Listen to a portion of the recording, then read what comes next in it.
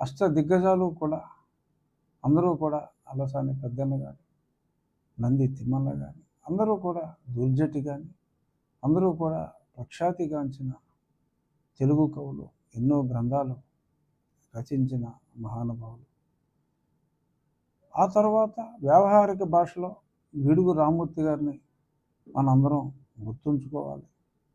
ఎందరో మహానుభావులు తెలుగు భాషకి పట్టాభిషేకం చేసి ఈరోజు మరి ప్రపంచంలో సుమారు 15-16 కోట్ల మంది తెలుగు భాషా దినోత్సవం మనకి ఈరోజు అత్యంత వైభవంగా మనం జరుపుకోవాలి. ఈ సందర్భంగా కవితలకు, తెలుగు కవిత్వానికి మరి ఆదికవి నన్నయ భట్టారకుడు గారిని మనం తలుచుకోవాలి. 2000 సంవత్సరాలు పైబడి మనుగడలో ఉన్న అత్యంత విశిష్టమైన భాష.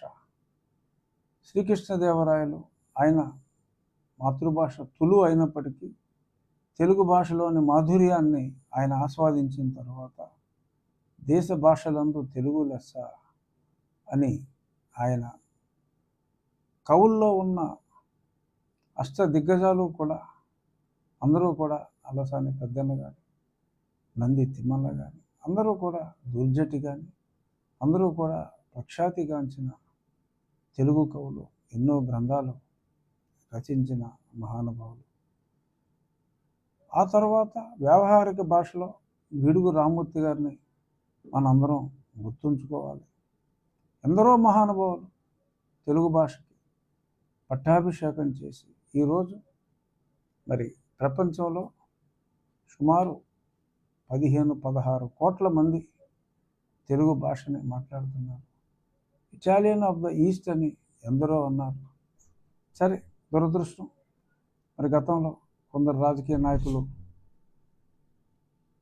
మాతృభాషను కాదనుకుని పరభాష నేర్చుకోవాలి, అవసరమే.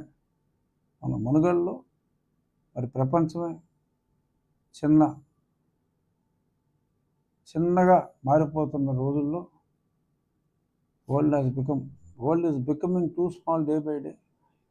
మరి కొన్ని ఇతర భాషలు నేర్చుకోవాల్సిన అవసరం ఉన్నప్పటికీ మాతృభాషను మర్చిపోయి మరి ఇతర భాష వ్యామోహం, పరభాష వ్యామోహం, పరస్త్రీ వ్యామోహం కన్నా కూడా చాలా దారుణమైనది.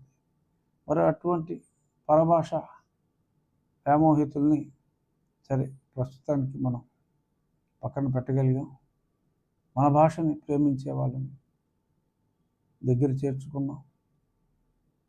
తెలుగు భాష గురించి ఎన్టీ రామారావు గారు ఆ రోజుల్లో మరి తెలుగు భాష మనది, నిండుగా వెలుగు భాష మనది, వచ్చిండన్నా వచ్చాడన్నా, అంటే వచ్చిండు అని అన్నా, వచ్చాడు అన్నా, వరాల తెలుగు ఒకటేనన్నా అని మనకు ఈ మధ్య కాలంలో తెలుగు భాషకి ఒక గ్లామర్ అద్దింది స్వర్గీయ నందమూరి తారక రామారావు గారు, మహానుభావుడు.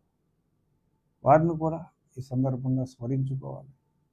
మాతృభాష గురించి మన వెంకయ్యనాయుడు గారు ఎప్పుడూ చెప్తూ ఉంటారు,